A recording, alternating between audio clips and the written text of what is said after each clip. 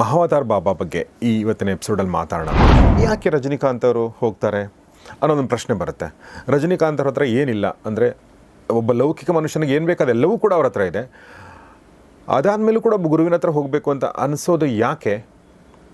ಮತ್ತು ಮಹಾವತಾರ್ ಬಾಬಾನೇ ಯಾಕೆ? ವಿಪರೀತವಾಗಿ ಮಳೆ ಬರ್ತಾ ಇತ್ತು, ವಿಪರೀತವಾಗಿ ಗಾಳಿ ಬರ್ತಾ ಇತ್ತು. ಅವ್ರು ಏನೋ ಒಂದು ಆಕಾಶಕ್ಕೆ ನೋಡಿ ಏನೋ ಬೈಕೊಂಡು ಏನೋ ಹೇಳಿದ್ರು, ಮಳೆ ನಿಂತು ಹೋಯ್ತು.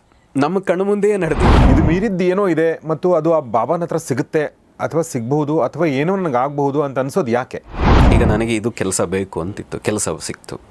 ಕಾರ್ ತಗೋಬೇಕು ಅಂತಿದ್ದೆ, ತಗೊಂಡೆ. ಮನೆ ಕಟ್ಟಬೇಕು ಅಂತ ಇತ್ತು. ಇಂತಹ ಸುಂದರವಾದ ಹುಡುಗಿಯನ್ನು ಮದುವೆ ಆಗಬೇಕು, ಮದುವೆ ಆದೆ.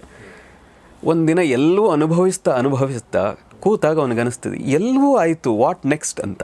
ನಮ್ಮ ಲೌಕಿಕ ಬದುಕಿನ ಎಲ್ಲ ಆಸೆಗಳನ್ನ ಪೂರೈಸಿಕೊಂಡ ಮೇಲೆ ಆಧ್ಯಾತ್ಮನ ಹೋಗಬೇಕಾ? ನೀವು ದೇವ್ರ ಪೂಜೆ ಎಲ್ಲ ಮಾಡ್ತೀರಾ ಅಂದರೆ, ನನ್ನನ್ನು ನೋಡಿದ್ರೆ ದೇವ್ರ ಪೂಜೆ ಮಾಡೋಂಗೆ ಕಾಣಿಸ್ತೀನಾ ಅಂತ ಕೇಳಿದ ಒಬ್ಬ ಮನುಷ್ಯ.